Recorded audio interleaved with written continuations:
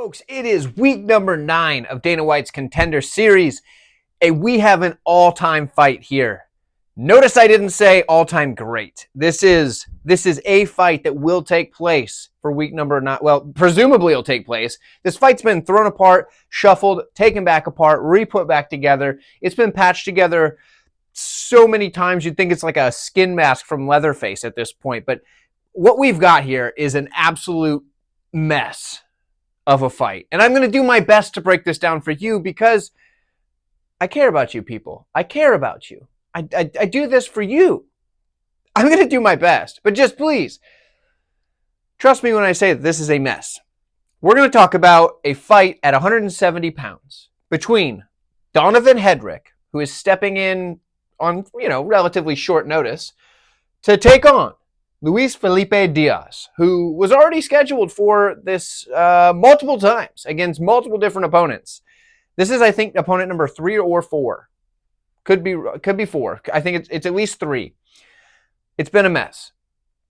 So when we look at these two guys, you're like, okay, 6-0 prospect on the Hedrick side, 15-5, so a ton of experience, 20-fight veteran with 3-2 in the last 5 for Diaz. Diaz is on a 1-fight winning streak, which is wild. Because in his last 3 fights, he's 1-2. So they brought him in as the B side to a fight originally. And then they brought him in, or then they found a replacement, and they're like, all right, this guy can probably still beat Diaz here, so we're going to put this guy in there. And they put him in there, and now they got this one, and it's like, whoa, now, who knows? Because when we look at these two, right, I'm gonna start by pointing out a few things about Diaz. He has a couple of areas where he's really good, but they're just so niche in that aspect that it makes it tricky for him, right? Because, okay, we'll start with the strike. He's a decent striker with decent enough power, decent kicks, but he throws mostly single shots. There's occasional 1-2 here and there or something like that, but like mostly single shots. And he's not a great striker, but it's decent. It's okay, right? He has decent grappling. I would say it's good if you just put him in just like a jiu-jitsu match, because this dude's submission arsenal is fantastic. Like, the dude has a big old tool bag of submissions, right? He's got a win with a slew of stretch. Like, that's, I can't even pronounce that word right. Like, I mean, that's pretty good. But he's got all sorts of good submission wins, right? The competition has been, I mean, it's way better than the competition for Hedrick. We'll talk about that in a minute. But, he's got, really good submissions. The problem is he really struggles to get the fight to the mat against anybody that has any takedown defense, right? Sometimes he'll get it, but it's not consistent. And he can also be held down. So if you got heavy enough top pressure, you can just stay on top. But he does have really good submissions, and he could absolutely win this fight by submission. He absolutely could. Could he win on the feet? Yeah, it's possible, but I think his best path is probably a sub, and I think he could definitely do that. But on the other side, we got a guy in Hedrick who looks all right, but you're like, man, who is this guy fighting? The competition that Hedrick has fought made some of those fraudulent Brazilians that we had earlier on this year's card that had a bunch of like fights against non-fighters actually look like they were better, because Hedrick is fighting fighters, except he's fighting fighters that intentionally are just expecting to go in there and lose. Guys that are like 1-10, 1-5. Guys that are like, the only time they get a win is by accident, and they're going in there because they just need to pay rent. And they're like, shoot, I got to pay rent, and that $500 I'm going to get to show up is going to be enough to get me to the next month. So they'll show up and get just knowing they're going to get beat. Every really small level local promotion has a couple of those guys that they call. Guys that know they're going to lose a fight. They do not care. They need $500 really freaking bad. And they're like, yeah, dude, I'll go get beat up for a couple minutes for that. I haven't trained at all. I don't train. I used to train when I was younger, but I don't train anymore because I just given up on myself. Yeah, those guys. Those are the guys that he's beating. Now, there's been a couple of guys that were okay, right? I mean, there's like a win over like a couple of guys that had like 500 records. They're fine, right? They're not good, but they're fine. But those are his best wins. Actually, I can take that back. His best win is on the amateur scene against a guy that ended up being, he's like 6-2 as a pro now.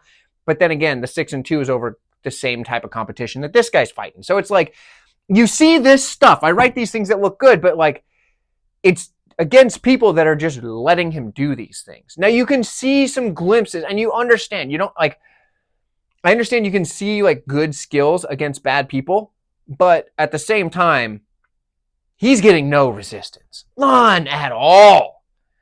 So, went back to his amateur fights to find some striking stuff, and the dude does have power. Like, when he lands, you hear a thud, and that's a sign of power. Like, when you hear a thud, like somebody's like smacking a 2x4 on some sand, that's what you want to hear. So the dude's got power, and he throws long straights.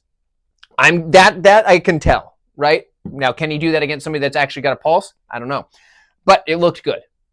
Grappling. He looks to have some wrestling ability. His top control is like suspect a little bit because sometimes people will just like get back up and he'll have to bring him back to the ground. But he's got good takedown defense. I mean, against these guys, he's doing the right things.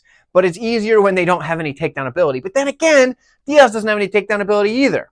Or none, but you know what I mean. You get what I'm saying. I'm exaggerating a little bit. He seems to have good takedowns. The guys aren't giving him any resistance, but he seems to have good takedowns. His ground and pound's good. You can see that even against a nobody, right? You can see that this dude is landing very heavy shots. Oh, man, is it enough to beat Diaz? Maybe. It might just be enough. Because if he defends takedowns and lands big, heavy shots, he could probably beat this guy. But if Diaz gets taken down by Hedrick, what if he pulls off a legit sub, just like off the bottom or something? It's definitely possible.